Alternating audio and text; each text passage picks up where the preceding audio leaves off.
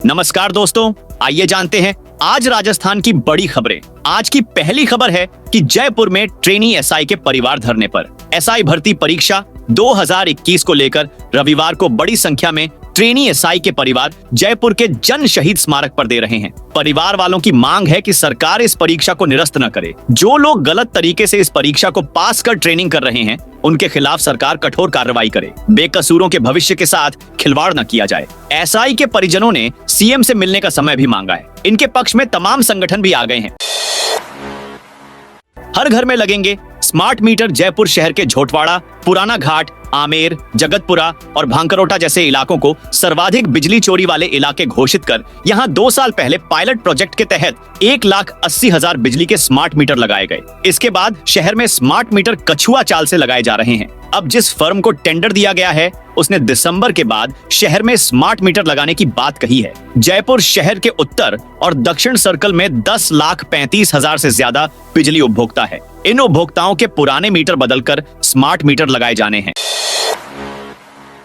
राजस्थान के सीएम भजनलाल की बड़ी घोषणा। दशहरे पर राजस्थान के पशुपालकों को सौगात दी। सीएम भजनलाल शर्मा ने पशुपालकों के लिए बड़ी घोषणा की है। राजस्थान के मुख्यमंत्री भजनलाल शर्मा के नेतृत्व में राज्य सरकार किसानों एवं पशुपालकों के कल्याण के लिए प्रतिबद्ध होकर कार्य कर रही है। इसी क्रम में मुख्यमंत्री भजनलाल शर्मा ने प्रदेश के पशुपालकों को दीपावली की सौगात देते हुए दुग्ध उत्पादन से संबंधित सभी लंबित दायित्वों के 1 सप्ताह में भुगतान की घोषणा की है। सीएम भजनलाल ने कहा कि हमारी सरकार ने डेयरी से जुड़े पशुपालकों को दुग्ध उत्पादन पर देय 5 रुपए प्रति लीटर के लंबित दायित्वों के भुगतान के लिए हाल ही में 65 करोड़ रुपए जारी किए हैं। कर्मचारियों को मिलेगा दीपावली बोनस। सरकार ने कर्मचारियों को दीपावली बोनस देने का फैसला किया। सीएम भजनलाल शर्मा ने राज्य कर्मचारियों को दीपावली पर बोनस देने को मंजूरी दी है। इससे सरकार के लगभग 6 लाख कर्मचारियों को लाभ होगा। राज्य सेवा के अफसरों को छोड़कर ग्रेड पे 4,800 अथवा पे लेवल L10 तक के कर्मचारी बोनस के दायरे में आएंगे। पंचायत समिति और जिला परिषद कर्मचारियों को भी बोनस मिलेगा। हर कर्मचारी को अधिकतम 6,774 रुपए तक का बोनस मिलेगा, जिसमें से 75% पैसा नकद और 25% कर्मचारी के सामान्य प्रावधानी निधि GPF खाते में जमा की जाएगी। बोनस से सरकार पर लगभग 500 करोड़ रुपए का भार पड़ेगा। हर सरकार दीपावली से पहले सरकारी कर्मचारियों को बोनस देती रही है। सीएम की मंजूरी के बाद वित्त विभाग इसके ऑर्डर जारी कर रहा है। भाजपा का सदस्यता अभियान दूसरा चरण 16 से 31 तक। भारतीय जनता पार्टी बीकानेर शहर के सदस्यता अभियान का दूसरा चरण 16 से चलेगा। इसमें सक्रिय सदस्य बनाए जाएंगे। इस संबंध में रणनीति बनाने के लिए शहर जिलाध्यक्ष विजय आचार्य की अध्यक्षता में बैठक हुए। मुख्य वक्ता केंद्रीय कानून मंत्री अर्जुन राम मेघवाल उपस्थित रहे। बैठक में अर्जुन राम ने कहा, भाजपा सदस्यता अभियान में हर वर्ग, हर क्षेत्र के लोगों ने बढ़ चढ़कर हिस्सा लिया। इसे पार्टी कार्यकर्ताओं में उत्सव की तरह मनाया। बूथ स्तर तक घर घर जाकर सदस्यों को जोड़ा गया। दूसरा चरण सक्रिय सदस्य बनाने का अभियान 16 से 31 अक्टूबर तक चलेगा। कम से कम 100 साधारण सदस्य बनाने वाले कार्यकर्ता को सक्रिय सदस्य बनाया जाएगा। विस्थापित हिंदू पुनर्वास बोर्ड के गठन की मांग। राजस्थान इंटरनेशनल सेंटर में हिंदू आक्रोश दिवस मनाया गया, जो निमित्तकम सोसाइटी और धर्मांश फाउंडेशन की तरफ से आयोजित किया गया। कार्यक्रम में मुख्य वक्ता के रूप में पुष्पेंद्र कुलश्रेष्ठ समेत कई लोग मौजूद रहे। कार्यक्रम के दौरान भारत में हिंदू शरणार्थियों के हित के लिए विस्थापित हिंदू पुनर्वास बोर्ड के गठन की मांग भी की गई।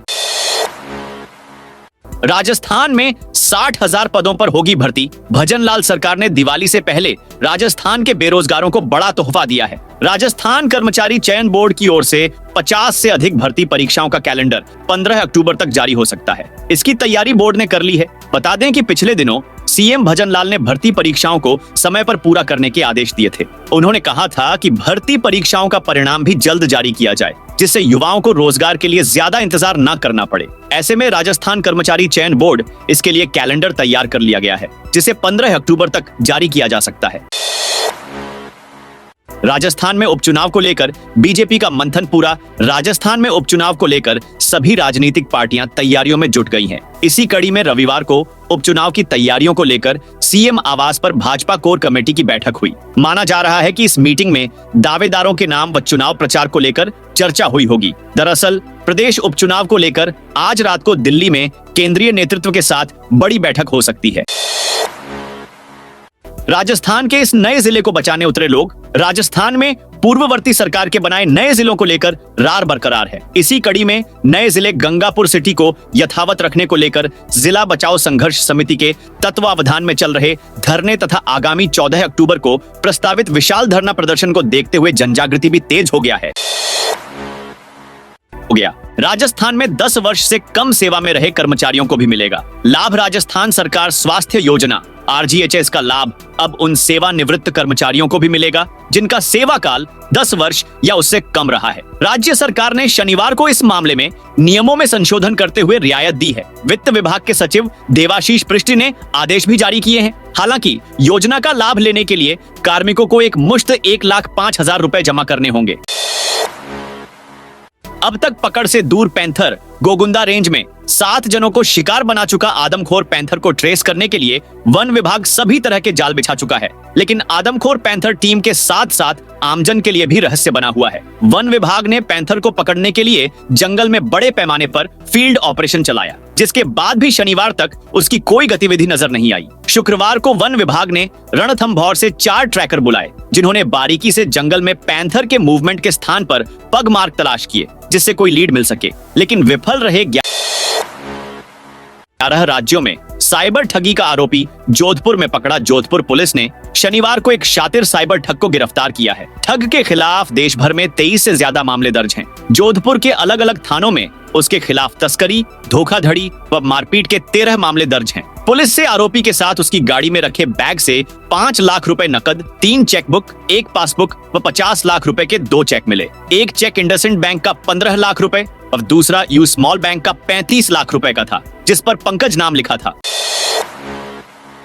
उदयपुर, बांसवाड़ा समेत 5 जिलों में बरसात। अरब सागर में बने नए सिस्टम का असर दक्षिण के दक्षिण पूर्वी और दक्षिणी पश्चिमी हिस्सों में दिख रहा है। रविवार सुबह से उदयपुर, बूंदी, चित्तौड़गढ़ और बांसवाड़ा में रुक रुक कर बारिश हुई। डूंगरपुर में सुबह करीब 7 बजे से आधे घंटे तक बारिश हुई थी। चित्तौड़गढ़ के रावत भाटा क्षेत्र में शनिवार देर रात से जारी बारिश के चलते राणा प्रताप सागर बांध में पानी की आवक बढ़ गई। इसके चलते रविवार को बांध का एक गेट खोलकर पानी की निकासी शुरू की गई। दोपहर 12:26 पर गेट नंबर 11 खोलकर करीब 34,000 क्यूसेक पानी की निकासी शुरू की गई। उधर राजस्थान के 19 से ज्यादा जिलों में आज रविवार बारिश का येलो अलर्ट जारी किया गया है। 2 दिन प्रदेश में बादल छाए रहेंगे।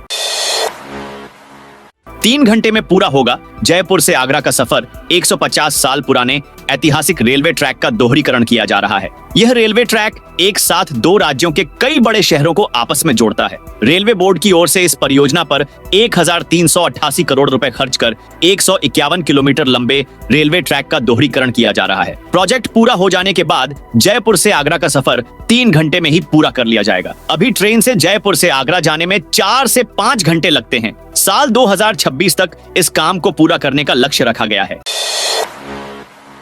सांवलिया जी मंदिर में चांदी का हेलीकॉप्टर भेंट। चित्तौड़गढ़ जिले के प्रख्यात कृष्णधाम श्री सांवलिया जी मंदिर में श्रद्धालु भगवान को श्रद्धा से नकद चढ़ावे के अलावा अन्य उपहार भी भेंट करते हैं। ऐसे ही एक श्रद्धालु ने भगवान सांवलिया सेठ मंदिर में चांदी का हेलीकॉप्टर भेंट किया। श्रद्धालु अपने परिजन व मित्रों के साथ सांवलिया जी मंदिर पहुंचे और जयकारों के बीच हेलीकॉप्टर भेंट किया। हेलीकॉप्टर की केबिन में भगवान सांवलिया सेठ की छवि को विराजमान किया है। 1151 यात्रियों की सम्मेद शिखर तीर्थ रेल यात्रा सम्मेद। शिखर तीर्थ रेल यात्रा उदयपुर के राणा प्रताप रेलवे स्टेशन से रविवार को रवाना हुई। दोपहर 2:15 पर पंजाब के राज्यपाल गुलाब चंद कटारिया ने हरी झंडी दिखाकर यात्रा को रवाना किया। Jain social group international Mewar Marwar region Udaipur की यह 12 दिवसीय तीर्थ यात्रा है, जो वापस 24 अक्टूबर को उदयपुर पहुंचेगी। यात्रा में 20 कोच के माध्यम से 1151 यात्री सवार हुए।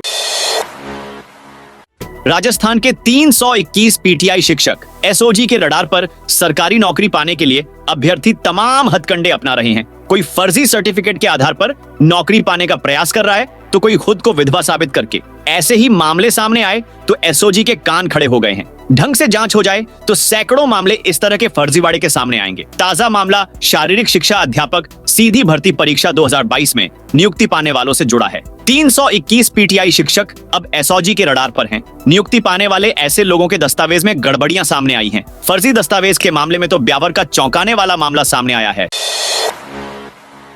12 से 14 अक्टूबर को इन जिलों में वज्रपात की चेतावनी। राजस्थान के कई जिलों में एक बार फिर मौसम बदलने वाला है। दरअसल मौसम विभाग ने 12, 13 और 14 अक्टूबर को प्रदेश के कई जिलों में मेघ गर्जन और वज्रपात का येलो अलर्ट जारी किया है। हालांकि मानसून की प्रदेश से विदाई हो चुकी है, लेकिन अभी भी बादलों की हल्की आवाजाही बनी हुई है, जिसके चलते छिटपुट बारिश का दौर जारी है। मौसम विभाग ने अजमेर, बांसवाड़ा, बारां, भीलवाड़ा, बूंदी, चित्तौड़गढ़, दौसा, धौलपुर, डूंगरपुर, जयपुर, झालावाड़, करौली, कोटा, प्रतापगढ़, राजसमंद, सवाई माधोपुर, सिरोही, टोंक, उदयपुर, बाड़मेर और जालोर में 12 से 14 अक्टूबर के बीच मेघगर्जन और वज्रपात का येलो अलर्ट जारी किया है।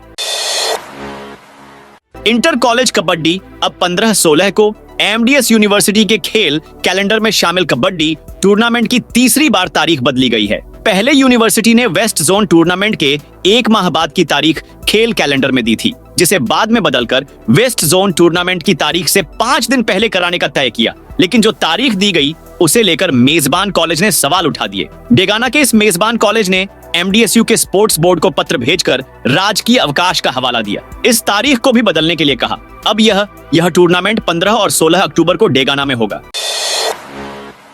एडीए को मिले 8 करोड़ रुपए। कायड़ में निर्माणाधीन मेडिकल कॉलेज में अब जल्द गति आएगी। चिकित्सा विभाग ने 8.51 करोड़ रुपए अजमेर विकास प्राधिकरण को हस्तांतरित कर दिए हैं। यह राशि जल्द ठेका फर्म को दी जाएगी। इसके बाद बंद पड़ा यह काम फिर से शुरू होगा। जुलाई में चिकित्सा शिक्षा विभाग निदेशालय की अतिरिक्त निदेशक ने 8.51 करोड़ रुपए आवंटन वित्तीय एवं प्रशासनिक स्वीकृति जारी की थी। यह राशि इस महीने प्राधिकरण को मिल गई है। मेडिकल कॉलेज का निर्माण फरवरी 2022 में शुरू हुआ था।